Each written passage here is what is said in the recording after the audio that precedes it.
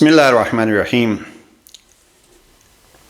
نہج البلاغہ کے ایک عاشق جن کی ولادت کا دن ملک بھر میں بڑے شان و شوکت سے منایا جا رہا ہے، اس عاشق کے نہج البلاغہ کا نام قائد اعظم محمد علی جناح ہے۔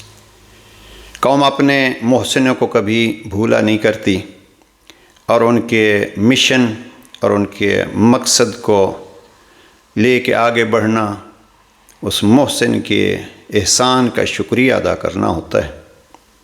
قائد اعظم کی ولادت کے دن ہوں یا قائد اعظم کی وفات کے ایام ہوں، ہمارا چونکہ واسطہ ایک مدت سے نہج البلاغہ کے ساتھ ہے۔ قائد اعظم کے وہ جملات جو بر صغیر کی ایک عظیم خطیب شخصیت جناب علامہ رشید ترابی مرحوم کی زبان سے سنا ہے، ویڈیو بھی اب موجود ہیں۔ فرماتے ہیں کہ پاکستان بننے کے فوراً بعد قائد اعظم نے مجھے کراچی طلب کیا، میرے لیے ہوٹل کا اہتمام کیا، میری ضروریات کو پورا کیا، جو میرے ساتھی کام میرے ساتھ کرنا چاہتے تھے ان افراد کو آمادہ کیا، اور مجھے کہا کہ آپ نے نہج البلاغہ کے خط نمبر 53 جو علی علیہ السلام نے مالک اشتر کو حکمرانی کے اصول سکھانے کے لیے لکھا تھا، اس کا انگریزی میں ترجمہ کرو۔ یہ ترجمہ ہمارے پاس جو سب سے پہلے شائع ہوا ہے یہ جناب علامہ رشید ترابی صاحب کے ترجمے کے ساتھ اور پھر چھپتا رہا اور چھپ رہا ہے۔ یہ ہمارے پاس البتہ 8واں ایڈیشن ہے۔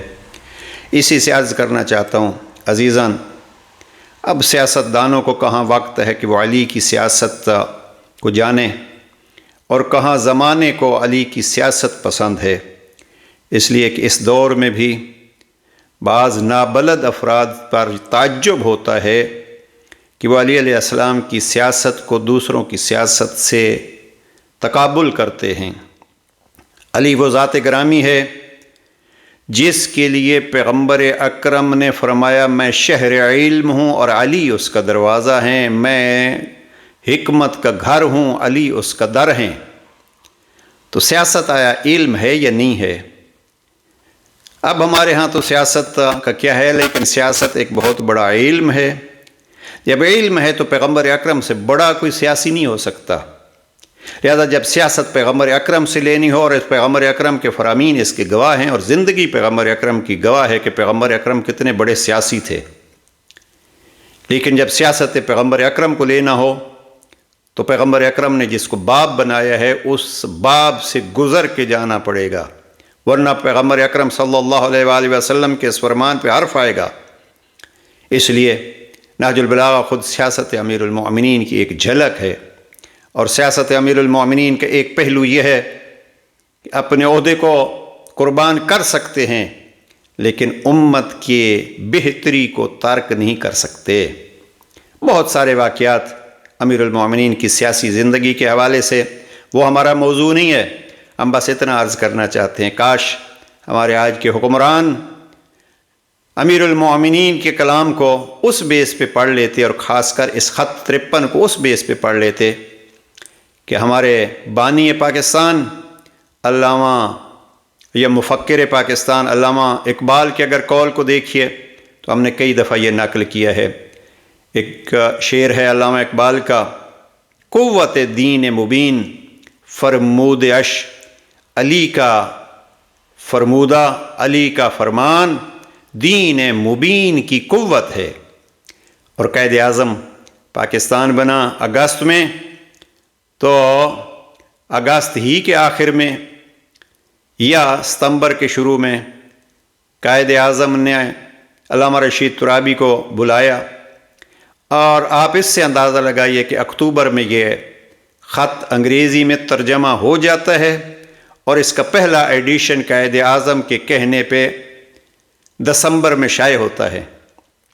اس حوالے سے بھی کہ دسمبر میں یہ پہلا ایڈیشن شائع ہوا، لیکن میں کئی دفعہ سوچتا ہوں کہ قائد اعظم کو نہج البلاغہ سے کتنا عشق تھا، تعلیمات علی سے کتنا پیار تھا، تعلیمات علی قائد اعظم کے ذہن میں کتنی راسخ تھیں۔ میں نے بڑی کوشش کی ہے کہ واضح ہو کہ قائد اعظم تک یہ خط کیسے پہنچا، اس لیے کہ کہتے ہیں انگریزی میں ترجمہ کرو۔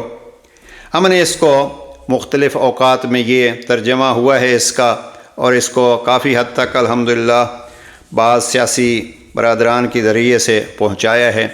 یہ بھی ہم نے ایک الگ اس کا ڈیزائن بنا کے شائع کیا ہے۔ اردو میں اس کے 2 ایڈیشن آئے ہیں۔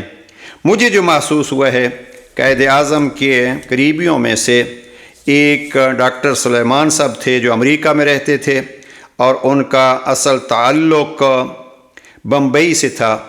انہوں نے 1933 میں نہج البلاغہ کا ترجمہ کیا انگریزی میں۔ البتہ یہ خلاصہ ہے، اس کے صفحہ 263 پہ نہج البلاغہ کا خط 53 جو جناب امام نے مالک اشتر کو لکھا ہے وہ درج ہے۔ مجھے محسوس ہوتا ہے کہ شاید قائد اعظم کے سامنے یہ نہج البلاغہ ہو، اور چونکہ یہ خط 53 کا اس میں خلاصہ تھا، اس کی تفصیل انہوں نے چاہی، اور جناب علامہ رشید ترابی نے انگریزی میں اس کا یہ نسخہ تیار کیا۔ قائد اعظم کے کہنے کے مطابق تمام حکومتی جگہوں پہ اس کو پہنچایا گیا۔